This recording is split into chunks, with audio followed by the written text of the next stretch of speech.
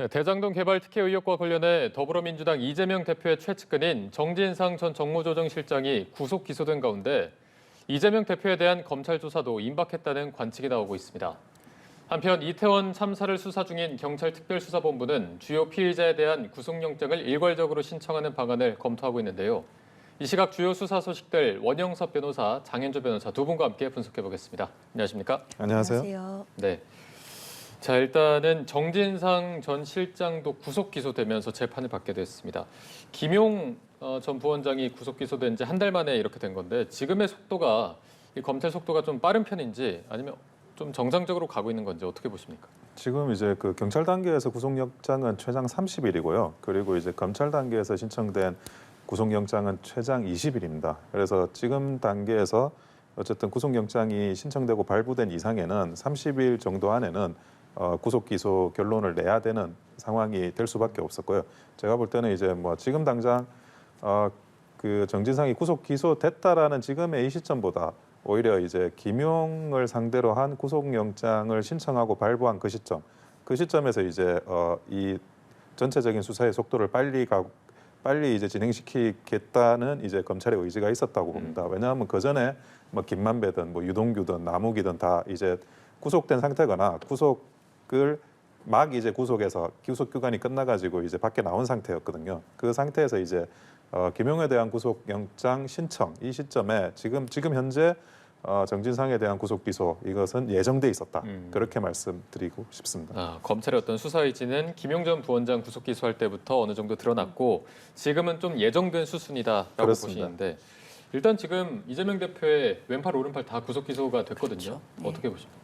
사실 지금 상황은 이재명 대표로서는 또 당연히 당혹스러운 상황일 것은 분명합니다. 정치적으로 봤을 때 본인도 최측근이라고 인정했던 정진상 실장 그리고 김용 부원장이 구속 기소가 둘 다 된 상태이고요. 그 혐의 자체도 대장동과 관련한 개인 비리입니다. 그러니까 뇌물을 받았다는 것이 주요 혐의인 것인데요. 네네. 그러나 일단 정진상 실장에 대한 우리가 공소장을 볼 때 공모관계가 적시될 것이냐 여부가 굉장히 큰 주목을 받았었습니다. 그러나 잘 알려진 거와 마찬가지로 정진상 실장을 공소 제기할 때 이재명 대표와의 공모관계는 적시하지 못했습니다. 대신에 정치적 동지라는 말을 썼는데요. 사실 정치적 동지라는 말은 법적으로는 크게 의미는 없고 결국에는 공모관계 또는 공범관계를 입증해내야 될 텐데 아직까지 검찰에서는 이재명 대표와의 직접적인 연관관계를 밝혀낼 만한 증거라든지 뭐 진술이라든지 이런 것을 확보하지 못한 것은 아니냐라는 해석들도 나오고 있습니다. 네, 말씀해 주신 대로 지금 정진상 전 실장의 대표적인 혐의가 뇌물 혐의인데 공소장을 보니까 지난 그 영장 발부 때보다 한 1억 원 정도 액수가 더 늘어났고 혐의도 추가가 됐습니다. 지금 액수도 늘어나고 혐의도 추가됐다는 건 어떤 의미로 봐야 되겠습니까? 사실 처음에 이제 구속영장을 칠 때 그 범죄 소명을 하는 게 중요하기 때문에 구속영장을 신청하는 그 단계에서 가장 확실하고 중요한 사실부터 일단은 적시를 해가지고 구속영장 발부를 받습니다. 그런데 구속영장 발부를 받고 이제 20일 정도 수사를 하는 과정에서 추가적인 이제 수사 결과들이 나올 수 있고 그 부분을 이제 묻다 보면 범죄 사실이 늘어날 수 있습니다. 특히나 이 사건 같은 경우에는 거의 10년을 그 대장동과 관련한 사업이 진행되는 과정에서 수도 없이 많은 어떤 그런 이벤트 사건들이 있었을 가능성이 높고 그 이야기들이 지금도 이제 남욱이나 아니면 뭐 정영학이나 이런 사람들의 진술을 통해서 추가로 계속 이제 밝혀지고 있는 것들이 있지 않습니까? 그런 과정에서 그걸 확인하고 그 확인돼 가지고 필요한 사실관계들은 또 전부 이제 그 기소 사실에 넣어야 되고 어찌 보면 그런 과정으로 본다면 이게 그 범죄 사실이 추가되는 거는 수사 과정에서 당연히 있을 수 있는 일이라고 생각합니다. 뇌물 액수가 늘어나고 혐의가 추가되는 게 보통 통상적으로 좀 그렇게 진행이 됩니까? 어떻습니까?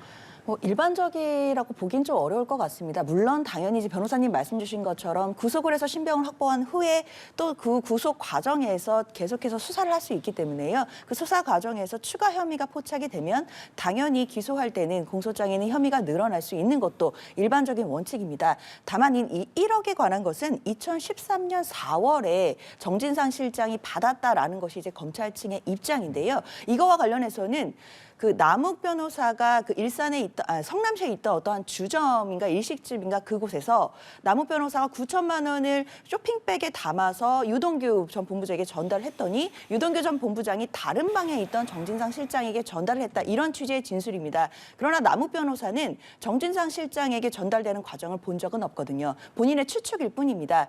아무래도 유동규 전 본부장이 그 돈을 가지고 다른 방에 갔으니까 형들에게 줬을 것이다 라고 본인이 추측했다는 것이고, 그리고 유동규 전 본부장은 정진상 실장에게 주었다라는 진술은 있지만 일단 정진상 실장 측 변호인들의 입장에 따르면 그 부분과 관련해서는 혐의를 전면 부인하고 있고요. 그리고 유동규 전 본부장과 남욱 변호사의 진술만으로 지금 혐의가 기소가 된 것이기 때문에 전혀 인정할 수 없다. 이제 이런 입장을 취하고 있기 때문에 앞으로 재판 과정에서 이런 진술들을 뒷받칠 만한 어떤 물증이 나오는지 여부에 따라서 검찰의 어떤 이 유죄를 입증할 수 있는지가 좀 달려 있다라고 봐야겠습니다. 네, 말씀해주신 대로 지금 정 전 실장 측이 진술로 기소가 된 거라서 수긍할 수 없다는 입장이고, 앞으로의 쟁점이 이제 뭐 증거를 뒷받침할 수 있는 부분이 좀 명확히 드러날 것인지에 대해서 짚어주셨는데, 앞으로 어떤 부분이 좀 쟁점이 될 거라고 보십니까? 그 정진상은 지금 이제 유동규, 남욱 이 두 사람의 진술을 가지고 두 사람만의 진술로 본인이 기소된 거라고 이야기를 하는데 전혀 그건 사실이 아니고요.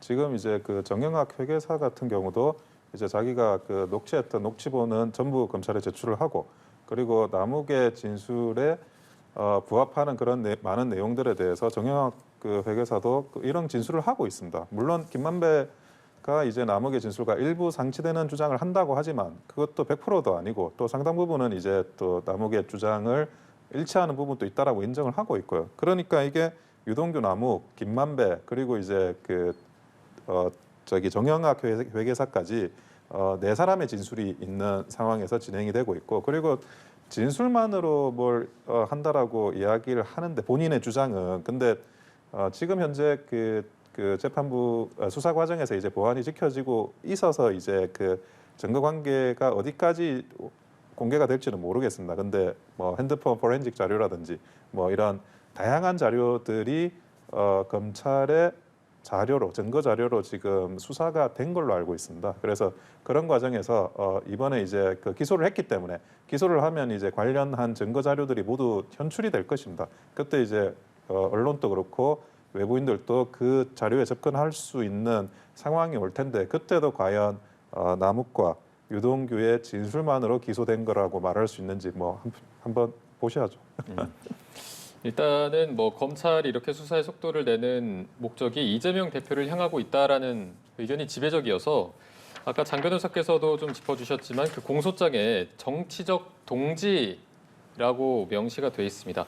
법적인 의미는 없다고 해주셨는데 이렇게 명시가 됐다는 건 어떤 의미로 좀 보고 계십니까? 그 경제 공동체라는 게 이제는 국민들께서 뭐 경제 공동체라는 게 뭔지를 너무나 많이 아시고 계시지 않습니까? 이 경제 공동체라는 개념은 사실 그 이전에 판례 법리에도 있었지만 박근혜 대통령 탄핵과 관련한 수사를 하면서 경제 공동체라는 그 법리가 들어왔고, 그 단어에 대해서 이제 국민들이 다 아시게 됐어요. 근데 경제 공동체라는 단어를 경제 동지라고 표현하지는 않습니다. 경제 파트에서. 그리고 동업자라고도 표현하진 않아요. 왜 동업자라고 표현하지 않냐면, 동업자는 이제 민법상은 조합으로 분류되고 법리상 이제 여기서 경제 공동체라는 의도로 썼던 그 개념하고 약간 법리상 다른 부분이 있습니다. 그래서 이제 경제 공동체라는 개념이 들어왔던 건데, 그 전에 이제 정치 공동체라고 또 이재명 수사 관련해 가지고 사람들이 단어를 쓰는데, 이 경제 공동체라는 개념을 빌려서 정치에서 정치 공동체라는 단어를 쓰신 것 같아요.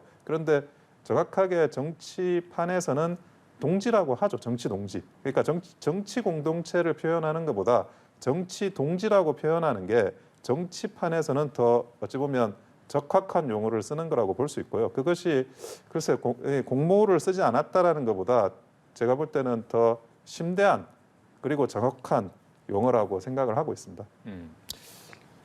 일각에서는 이제 공모나 공범을 적시하지 못한 게 어떤 가담 증거를 찾지 못했기 때문이라는 분석이 있어서, 실제로 뭐 지금 증거 여부 검찰이 어느 정도 파악을 했을까요?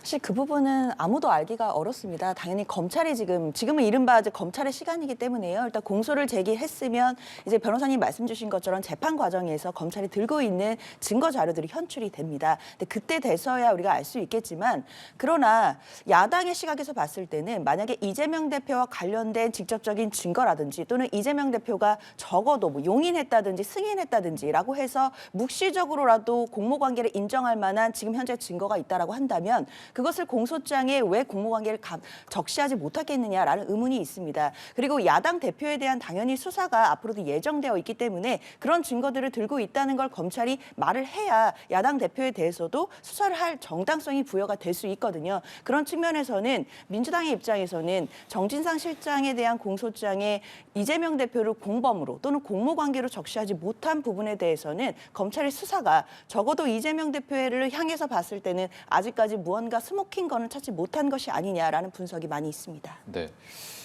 지금 남욱 변호사가 재판에서 폭로전은 계속 이어가고 있습니다. 특히 지난 금요일 재판에서 이재명 대표가 원하는 대로 끌고 갔고 자신들은 끌려갔다고 증언을 했습니다. 아직까지는 뭐 증언이 계속 나오는 상황인데 이런 진술 계속해서 수사에 좀 영향이 있는 겁니까? 아마 그 지금 하는 진술 중에 상당수는 검찰의 진술이 된 부분일 겁니다.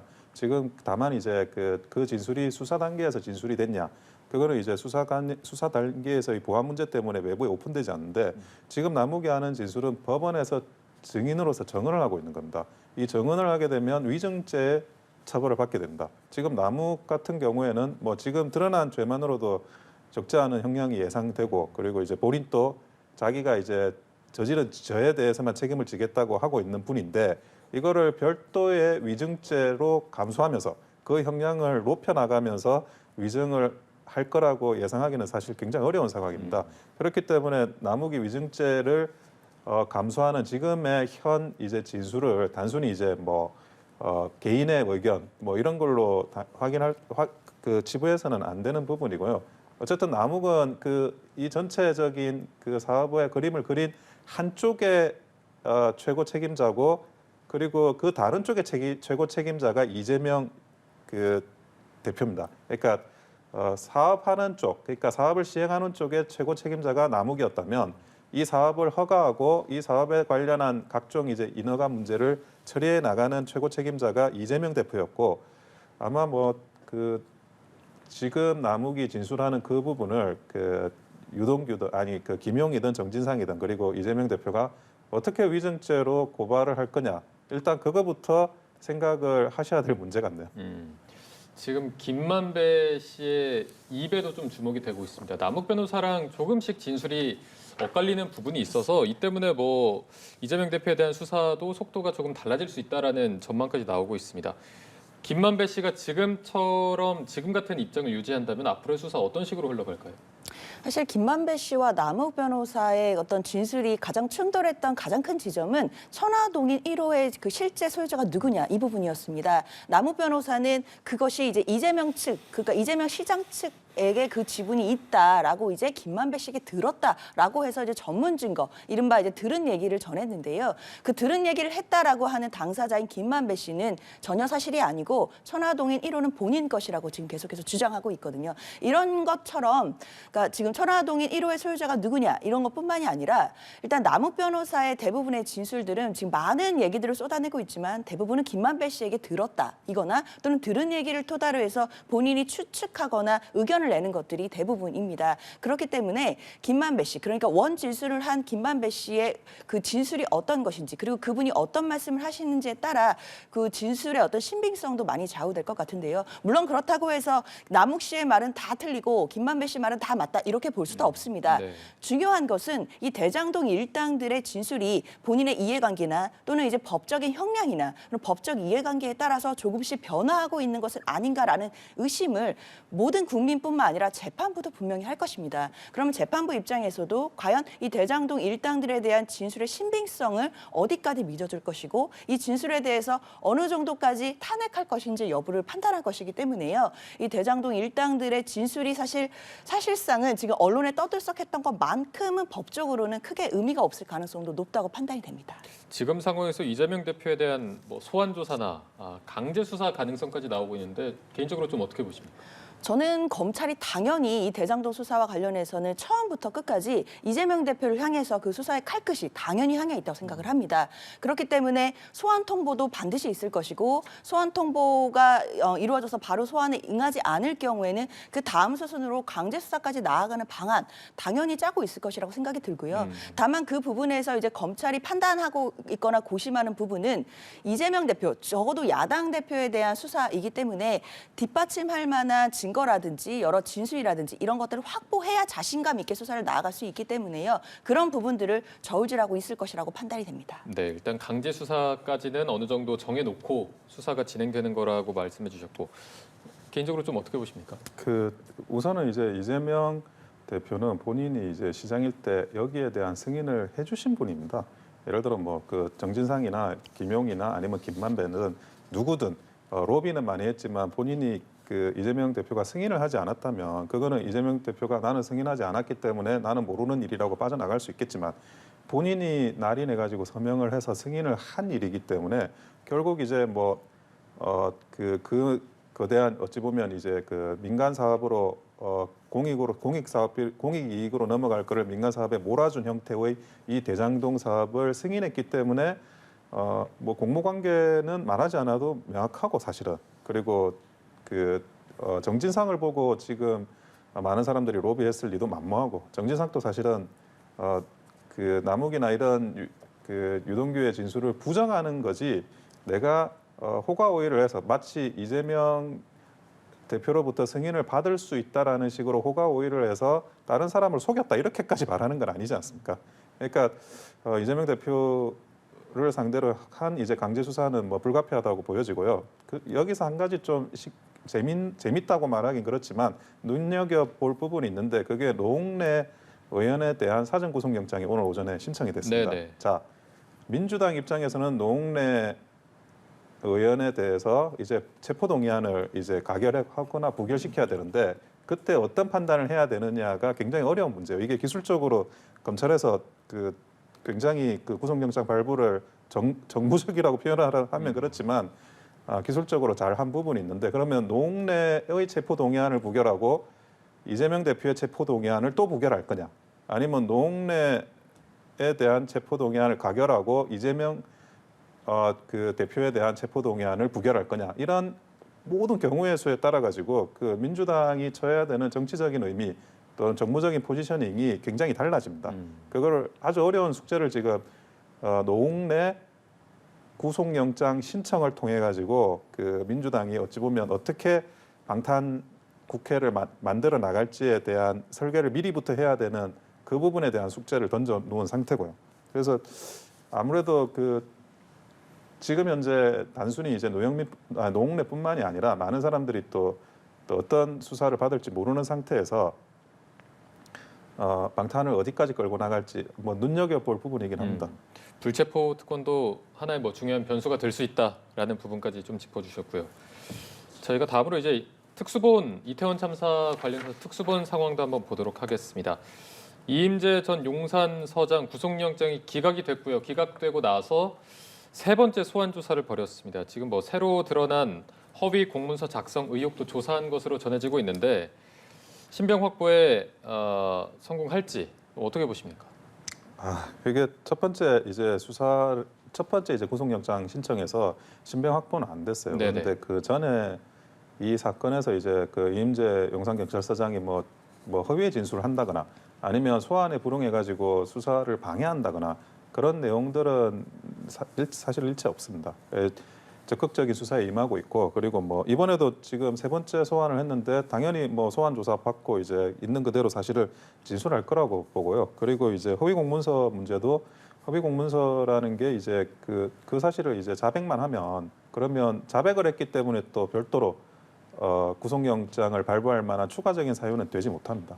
그래서 이 부분이 과연 이제 구속영장 발부가 될지 그거는 뭐 솔직히 말씀드리면 쉽지 않다고 봅니다. 이번 주 안에 뭐 재신청할 것으로 관측이 되고 있는데 쉽지 않다고 해주셨거든요. 어떻게 보고 계십니까? 예, 뭐 쉽지 않다는 관측들이 사실 많기는 합니다. 그만큼 이제 이임재 전 서장 같은 경우에 많은 지탄을 받고 있긴 한데요. 이 부분이 이제 과실치사, 업무상 과실치사 혐의가 적용이 됐기 때문인데 일단 과실과 그리고 이제 158명의 이제 사망자가 발생한 그 결과 간의 인과관계를 입증해내야 되는 부분이 있습니다. 그런데 이제 개인 한 명에게만 중점을 둔다면, 즉 이임재 전 서장의 과실만으로 그러한 엄청난 참사 결과가 나왔다라고 인과관계를 가기에는 좀 부족한 부분들이 있습니다. 그래서 이제 앞으로도 얘기가 나오겠지만 뭐 과실범의 공동정범이라든지 이런 정교한 법리들이 필요한 부분들이 있고요. 경찰도 그런 법리를 좀 보강하고 있는 것 같고, 그리고 추가 혐의, 그러니까 허위 공문서 작성 혐의가 있습니다. 당시 그 당일에 현장에 11시 5분 정도에 도착한 것으로 지금 밝혀지고 있는데, 당시 상황 보고서에는 10시 30분에 도착한 것으로 그럼 작성이 돼 있거든요. 그럼 허위로 공문서를 작성한 것이 되고, 그 작성을 또 시켜서 그 직원에게 시켜서 그 작성한 부분, 이런 부분들이 추가로 입건이 된다라고 한다면 사실 또다시 이제 신병이 확보될 가능성도 있기 때문에 경찰에서는 좀 더 법리를 정교하게 다듬어서 영장을 신청할 것으로 보입니다. 지금 이임재 전 서장 그러니까 개인의 과실로만 인과관계를 입증하는 부분이 어렵다고 말씀해 주셨는데, 그래서 이제 특수본이 경찰, 소방, 구청 관련자 구속영장 일괄 신청하는 방안을 검토 중이라고 한 것도 이런 부분과 좀 맞닿아 있습니까? 그렇습니다. 일단 다른 문제, 국민 여러분들이 보시기에는 아니 이임재 전 서장 신병 확보도 안 되는데 저렇게 단체로 넣었다가 또 기각이 되면 수사가 완전히 제대로 안 되는 거 아니냐라는 이제 걱정하시는 분들도 계실 텐데요. 네네. 물론 그럴 가능성도 있겠지만 경찰에서도 나름대로 법리 검토를 하고 있는 것 같습니다. 말씀 주신 것처럼 개인 한 명의 과실로 이런 참사 결과가 빚어졌다기보다는 소방, 경찰, 그리고 구청, 뭐 서울교통공사라든지 이런 관련자들의 과실들이 합쳐져서 이러한 참사를 빚어냈다라는 이제 법리를 적용해 본다라고 한다면, 이것을 이제 공동의 책임으로 해서 단체로 한꺼번에 일괄적으로 신병 처리를 한다면 그 법원에서도 이 부분을 받아줄 가능성이 있지 않느냐라는 이제 판단을 하고 검토 중인 것으로 알려져 있습니다. 네, 말씀해주신 대로 일괄 신청했다가 또 한 번 기각이 되면은 특수본 입장에서도 굉장히 부담이 될 테고, 그럼에도 일괄 신청을 검토한다는 거는 어느 정도 조금 자신이 있다라고 봐도 될까요? 자신감의 문제라고 보진 않고요. 그러니까 이 경찰이 이제 계속 이 문제를 가지고 계속 끌고 갈 수가 없어요. 왜냐하면 차례차례 신청했다가 기각당하고 신청했다가 기각당하고 구속영장이 그런 식으로 되면 부실 수사의 정치적인 부담만 계속 가중될 뿐입니다. 예, 이렇게 지금 해가지고는 뭐 되지 않는다고 스스로 생각을 하고, 일단은 그렇다고 해가지고 구속영장을 신청 안 할 수도 없고, 사람들을 네네. 구속영장 다 일괄적으로 한 다음에 법원에서 어떤 판단이 있을 겁니다. 그 판단에 따라 가지고 아마 검찰로 송치하지 않을까 싶어요. 검찰에 송치하는 마지막 직전 단계로서 지금의 이제 특수본 단계의 그런 이제 영장 청구가 있다고 보고 있습니다. 검찰 송치하기 전에 마지막 단계 정도로 예, 그렇습니다. 해석을 해주셨고, 앞서 이제 장 변호사께서 말씀해주신 게 그 과실범, 공동정범 그 법리를 말씀해주셨는데, 이게 정확히 어떤 법리입니까?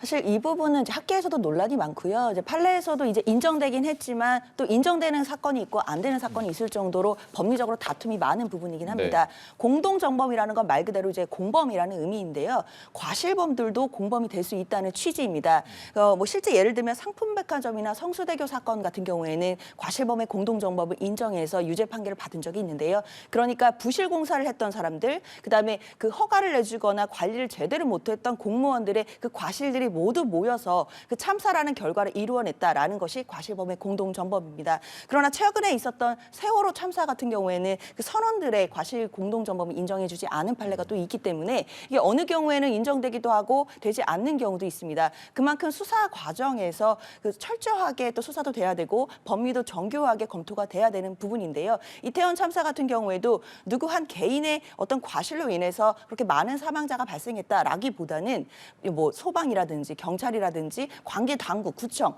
이런 분들의 관리 감독상의 잘못된 과실들이 합쳐져서 공동정범으로 인해서 이런 참사가 일어났다라고 이제 보는 시각이 있다라고 한다면 인과관계를 입증하기가 훨씬 용이해지기 때문에요. 이런 법리 검토는 충분히 의미가 있다고 생각이 듭니다. 상품백화점과 성수대교는 인정이 된 거네요, 그러면? 예, 근데 이제 과실범의 공동정범을 인정한 사례를 보면 대부분 이제 건조물의 붕괴 사고입니다. 그러니까 그 공범들이 본인들이 관리 부실, 예를 들어 건축 공사상의 관리 부실 아니면 이미 지어진 건축물에 대해서 건조물에 대해서 관리 부실을 하다가 그 관리 부실이 건조물에 흔적이 남아서 그 남은 흔적들이 공동으로 변수로 작용해 가지고 붕괴됐을 때 그 피해를 이제 과실범의 공동정범으로 이제 풀어나간 건데 지금 이제 그 이태원 참사 같은 경우에는 건조물의 붕괴 사고가 아닙니다. 그리고 이제 그 건조물의 붕괴 사고가 아니기 때문에 과실범의 공동정범 법리를 적용하는 게 굉장히 어렵고 예를 들어 뭐 세월호 같은 경우에도 세월호 배가 가지고 있는 복원력이 불법 개조에 의해 가지고 약화된 상황에서 그 복원력이 없어졌음에도 불구하고 그럼에도 불구하고 이제 과실범의 공동정범 법리가 적용되지 않았습니다. 근데 그거보다 오히려 더 이제 건조물에 대한 건조물에 대한 부실을 따지기 어려운 이태원 참사 사건에서 과실범의 공동정범 법리를 적용하는 것은 쉽지 않으리라고 봅니다. 그래서 이제 법리적 다툼의 문제가 많다고 좀 지적을 해주신 것 같고요. 저희가 오늘 이 상황까지 짚어보겠습니다. 원영석 변호사, 장현주 변호사 두 분과 함께했습니다. 고맙습니다. 감사합니다.